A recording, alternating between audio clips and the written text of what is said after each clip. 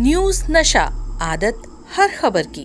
दिल्ली के मुख्यमंत्री अरविंद केजरीवाल की जमानत पर रोक के बाद राज्यसभा सांसद और देश के नामी वकील कपिल सिब्बल ने प्रतिक्रिया दी। उन्होंने कहा, यह अजीब है कि एक अदालत ने पुलिस को कर्नाटक के पूर्व मुख्यमंत्री बीएस येदियुरप्पा को गिरफ्तार करने से रोक दिया, जबकि दिल्ली के मुख्यमंत्री अरविंद केजरीवाल और झारखंड के पूर्व मुख्यमंत्री हेमंत सोरेन को गिरफ्तार कर लिया गया। उनके साथ टॉम, डिक, हैरी जैसा व्यवहार किया जा रहा। कर्नाटक भाजपा के नेता वीएस येदियुरप्पा के खिलाफ पॉक्सो एक्ट में मुकदमा दर्ज है, लेकिन इसी महीने की शुरुआत में कर्नाटक हाई कोर्ट ने येदियुरप्पा को गिरफ्तार करने पर रोक लगा दी थी। आदेश पारित करते समय अदालत ने कथित तौर पर कहा था कि येदियुरप्पा एक पूर्व सीएम है, कोई टॉम, डिक और हैरी नहीं। सुप्रीम कोर्ट बार एसोसिएशन के अध्यक्ष कपिल सिब्बल ने कोर्ट की इसी टिप्पणी को लेकर अपनी प्रतिक्रिया दी। दिल्ली के सीएम को जमानत पर हाईकोर्ट ने अंतरिम रोक लगाई तो सिब्बल ने सोशल मीडिया प्लेटफॉर्म एक्स पर लिखा, न्यायाधीश येदियुरप्पा को कथित यौन शोषण मामले में अग्रिम जमानत देते हुए कहा, वह कोई टॉम, डिक या हैरी नहीं है। एसडी रमन्ना को कथित अपहरण के मामले में जमानत दी। अरविंद केजरीवाल, हेमंत सोरेन को टॉम, डिक या हैरी मान लिया गया। यह अजीब बात है। दिल्ली हाई कोर्ट ने केजरीवाल को एक नोटिस भी जारी किया, जिसमें निचली अदालत के 20 जून के आदेश को चुनौती देने वाली ईडी की याचिका पर जवाब मांगा गया है। इसी याचिका के आधार पर केजरीवाल को राउज एवेन्यू कोर्ट ने जमानत दी थी। न्यायमूर्ति सुधीर कुमार जैन की अवकाशकालीन पीठ ने कहा, इस आदेश की घोषणा तक राउज एवेन्यू कोर्ट के विवादित आदेश को लागू करने पर रोक रहेगी। हम 2-3 दिनों के लिए आदेश सुरक्षित रख रहे हैं क्योंकि पूरे रिकॉर्ड का अध्ययन करना चाहते हैं। 2019 में इन्होंने 370 हटा दिया, चलिए हटा दिया।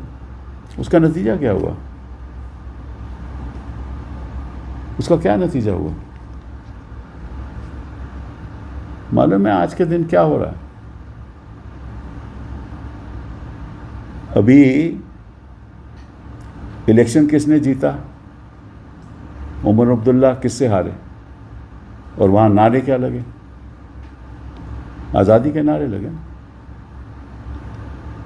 मतलब कि 2019 के बाद 5 साल बीत गए और कश्मीर वैसा का वैसा है। आपने आश्वासन दिया कि जल्द से जल्द हम इलेक्शन लाएंगे, होंगे कश्मीर के। आपने कश्मीर का दर्जा कम कर दिया, स्टेट हटाकर उनको 2 यूनियन टेरिटरी, 3 यूनियन टेरिटरी में बांट दिया। और कोर्ट को कहते रहे, पार्लियामेंट में कहते रहे कि हम जल्द से जल्द चुनाव कराएंगे। अब चुनाव नहीं कराते। क्यों नहीं कराते? कराइए चुनाव। क्योंकि आपने तो 370 हटाकर स्थिति ठीक कर दी थी ना। जहां भी आप हाथ डालते हो वहीं कठिनाइयां आती हैं, क्योंकि आपको देश को चलाने की वो सोच नहीं है। आपको सत्ता की मोह है, इसलिए आप किसी और की धुन सुनते नहीं और सुनते नहीं रहे पिछले 10 साल में, और नतीजे आपके सामने हैं।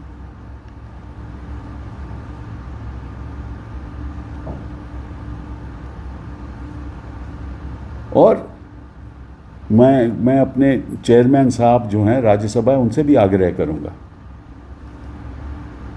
कि चलिए हमारी बात नहीं, कुछ और लोगों की जो आपको समर्थन देते रहे हैं उनकी बात सुन लीजिए। अरे विपक्ष को बोलने तो दीजिए। माइक काट देते हो, इंटरप्ट करते हो। हम आपका आदर करते हैं, हमारे अच्छे संबंध है, लेकिन ये मतलब नहीं कि आप एक संस्था को ऐसा बना दो कि लोगों की आवाज़, प्रतिपक्ष की आवाज़ सुनवाई नहीं दे। सस्पेंड कर दो लोगों को। कैसे संस्थाएं कैसे चलेंगी?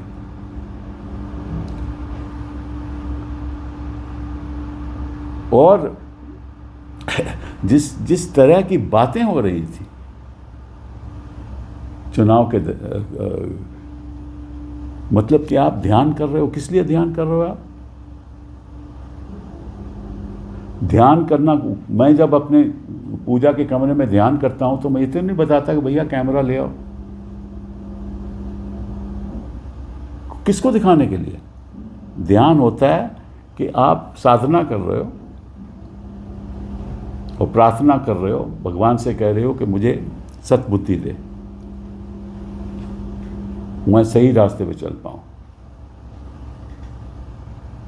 आप कैमरे ले जा रहे हो, और टीवी चैनल 24 घंटे दिखा रहे हैं। ये किसका, इसका मतलब क्या है? ऐसे देश आगे कभी बढ़ सकता है? जो देश के सामने आज के दिन मुद्दे क्या हैं, और अगले मैं 5 साल में या 2 साल में या 3 साल में, मुझे नहीं मालूम, 5 साल में आपको किन मुद्दों का ध्यान देना पड़ेगा? सबसे पहले पानी की समस्या। इस देश का जो वाटर टेबल है वो इतनी गति से नीचे गिर रहा है कि यहाँ पानी की बहुत भारी समस्या आने वाली है। आपने कभी चर्चा की पार्लियामेंट में? आपने अपने भाषणों में भाई बोला मंगलसूत्र और मटन, ये देश के मुद्दे हैं।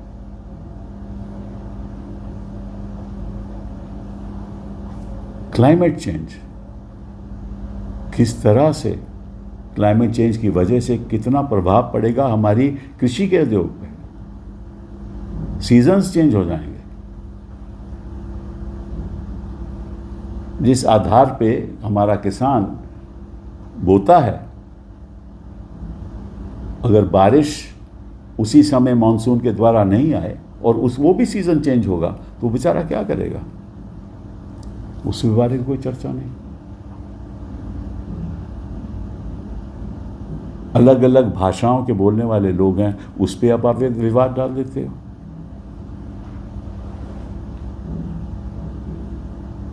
आपको ध्यान ज्यादा सरकारें गिराने में है, बनाने में नहीं। और उसका नतीजा आप देख रहे हो। अभी आप ही के लोग नाराज हो गए जिन्होंने आपके साथ आपका साथ दिया था महाराष्ट्र में सरकार गिराने का। वो आज क्या कह रहे हैं कि भाई एक प्रदेश में तो एक राज्य में तो आपने एक आदमी को कैबिनेट दे दिया और जिसके 5 सीटें हैं उसको भी कैबिनेट दे दिया, और हमने सरकार गिराई, आपको सत्ता में लाए और हमें कैबिनेट नहीं मिला। हो रही है ना चर्चा? क्यों हो रही है चर्चा? आप गलत काम करेंगे, परिणाम भी गलत होंगे। और 400 पार की बात कर रहे थे। फिर आपकी बात, आप ऐसा है कि आप इतिहास बनाना चाहते, हर चीज़ पे इतिहास बनाना चाहते। देखिए, मैं 3री बार प्रधानमंत्री बन गया। वो भाजपा आप प्रधानमंत्री नहीं हो। अब मत नेहरू जी से तुलना करो। नेहरू जी से 3 बार जब प्रधानमंत्री बने थे वो कांग्रेस के प्रधानमंत्री थे, और 2 बार बीजेपी प्रधानमंत्री के प्रधानमंत्री हो, 1 बार एनडीए के हो। तो अब मत करो नेहरू जी से तुलना। जो सोच नेहरू जी थी वो कभी आपकी हो ही नहीं सकती। आप तो कभी वाजपेयी जी के बारे में भी बात नहीं करते, छोड़िए नेहरू जी को। आप तो अपनी बात करते हो।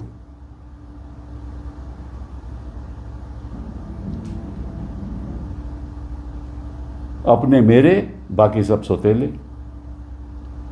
ये पॉलिटिक्स है, इसको राजनीति कहते हैं। और भाषण में भी एक मर्यादा होनी चाहिए। उस मर्यादा को आपने छोड़ दिया। ये सही नहीं है।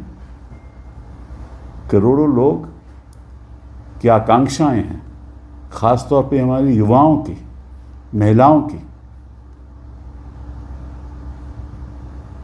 ऐसे ऐसे भद्दे आरोप लगे जा रहे हैं आप लोगों के, कुछ लोगों पे जो चर्चा में है।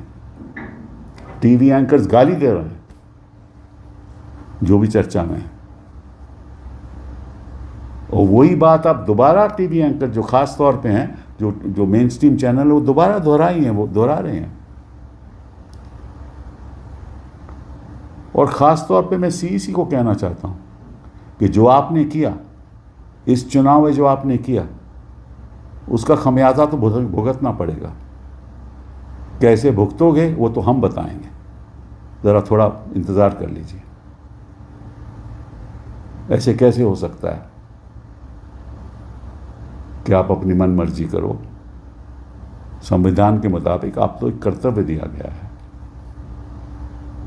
संवैधानिक कर्तव्य है। आपने उसको पैरों से नकारा है, ठोकर मारी है। वो सारे हिंदुस्तान के 140 करोड़ जनता पे की आकांक्षाओं को आपने नकारा। आपको कोई माफ नहीं कर सकता जिस तरह से आपने इस इलेक्शन में अपना कामकाज किया। हम तो केवल सच्चाई इस देश के सामने रखेंगे।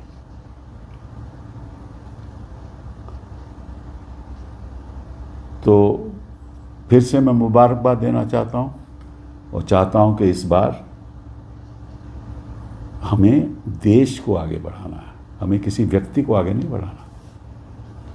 और देश जो संसद में बैठे हुए लोग हैं उन्हीं से बनता है, जो जीत कर आए हैं उन्हीं से बनता है, उन्हीं की सहमति के साथ आगे बढ़ना है। तो ये बात आप मत भूल जाइए। और जो मोहन भागवत ने आपसे कहा है, चलिए मेरी बात तो मत सुनिए, उन्हीं की बात सुन लीजिए। इन्हीं शब्दों के साथ बहुत बहुत धन्यवाद।